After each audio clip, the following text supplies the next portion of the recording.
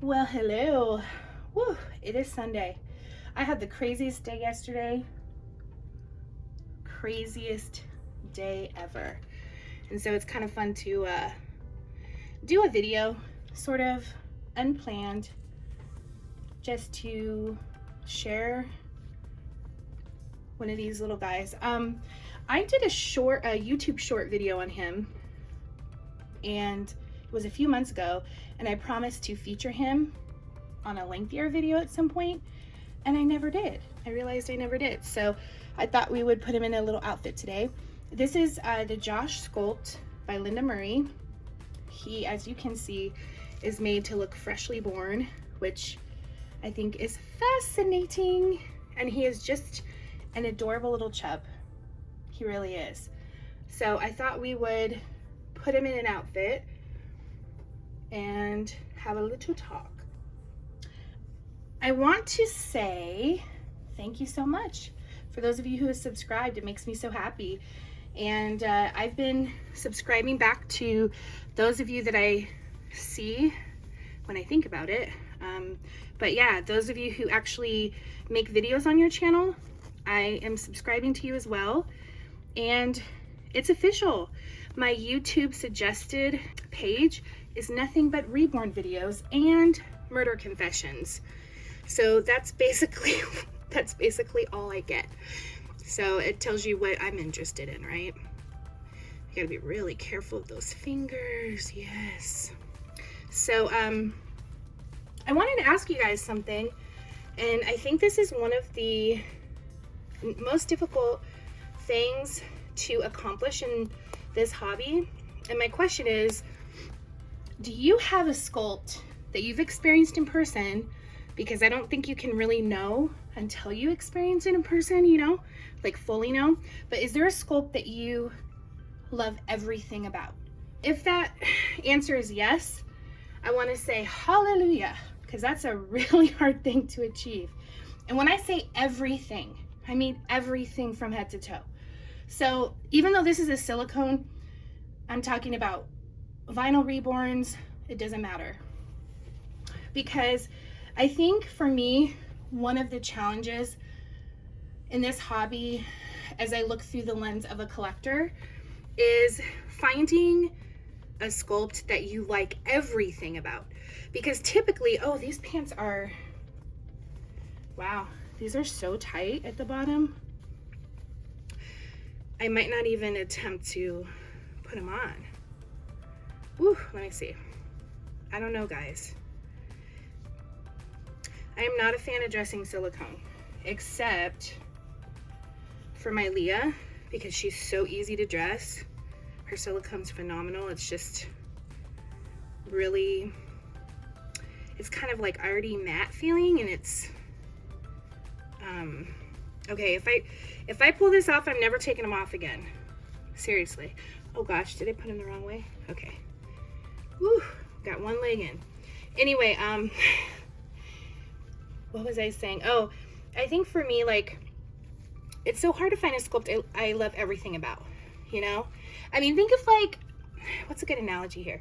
Think of like an album, okay? And they might have 12 songs on their album, right? And you love 10 of them, but 2 of them you don't like. I don't know. That's kind of like what I think in this hobby happens, because you may love the face, but perhaps you're not a fan of the hands. Or you may love the feet, but you're not a fan of the hands. You know, it's just so interesting, isn't it? And I think when you can find a sculpt that you love everything about, the way it moves, you know, whatever the case is, like you love the eyes, you love the nose, you love the mouth, you love the fingers, you love the toes, you've hit the jackpot. Still big for you. Still cute. Yeah, so this comes with a little, I almost said scarf, bib. I guess it's a bib scarf, but I'm not gonna put that on him. I'm not a fan of bibs. I don't know. So yeah, you know, I think that's a challenge, isn't it? And when you get a sculpt, I think the face is the first thing we think of. You know, it's got to have a face that we like. And if you love the face and discover, you know, there's something about the sculpt, maybe the size of the baby, you know, maybe it's too small, maybe it's too big.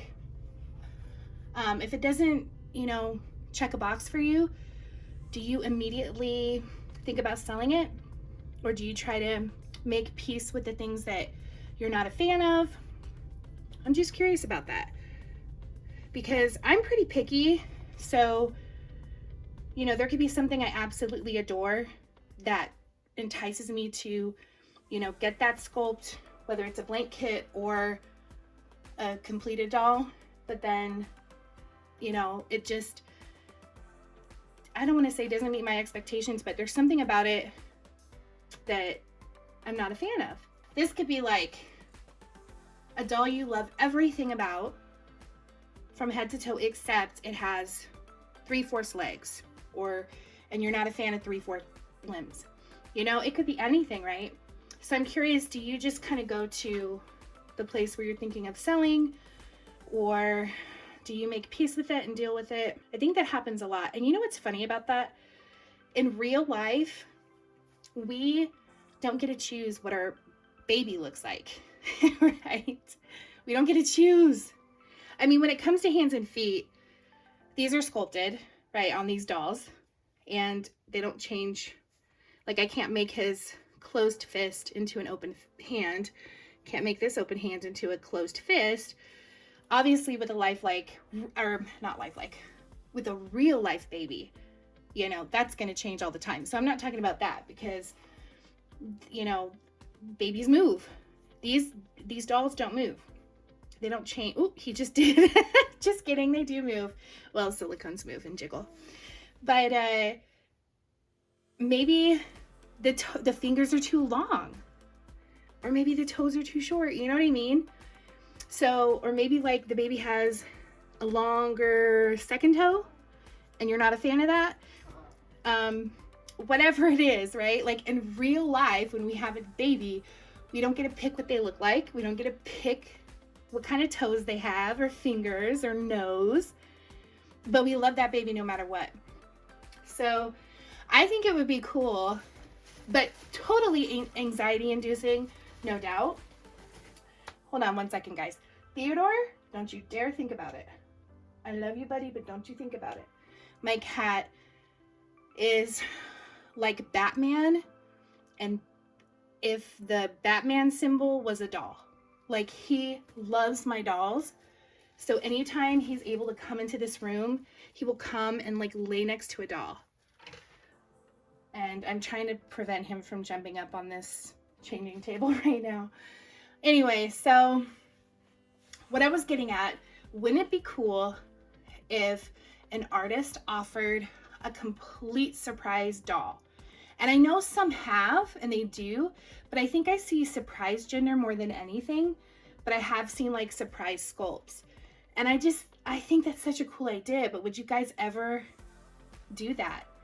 Because we look at sculpts so much as collectors, as artists, that we know what we like and what we don't like.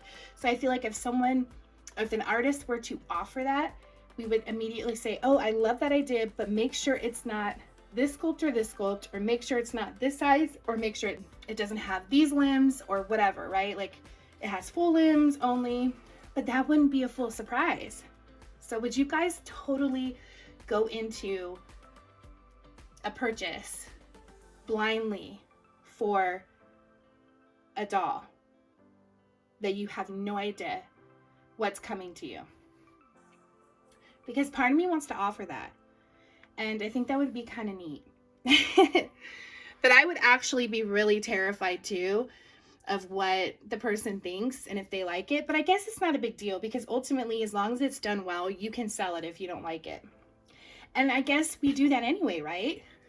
You know, as I was saying in the first part of my video, we tend to have really specific preferences with these dolls. And so if we get one that has one thing that's just a little off to us in terms of what we expect or what we like, we'll probably sell it.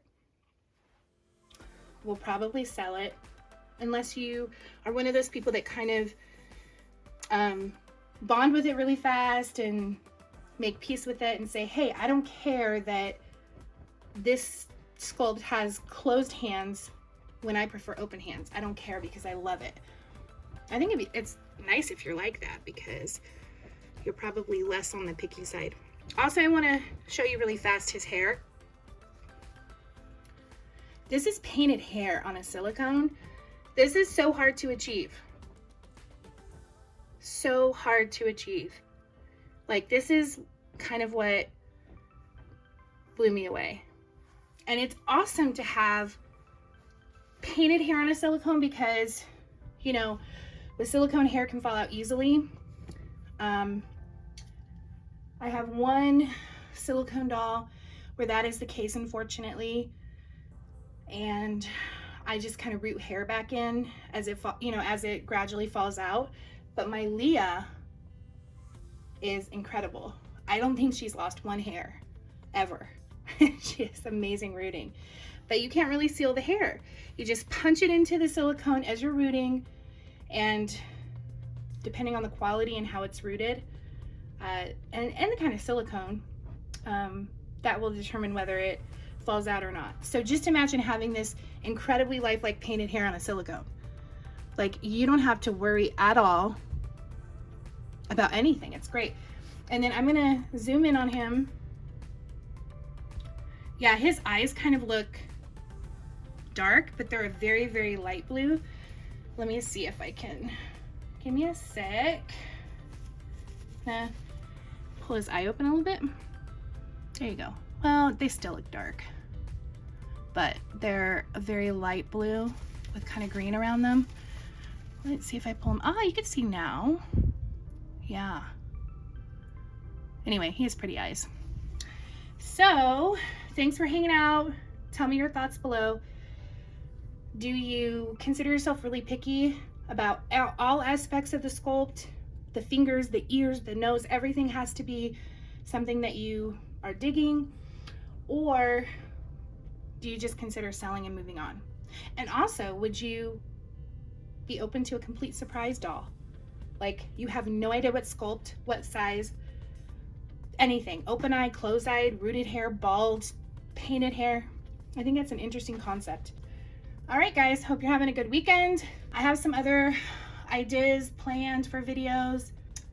Kind of a, I don't want to say serious topic, but something I've been pondering, talking about.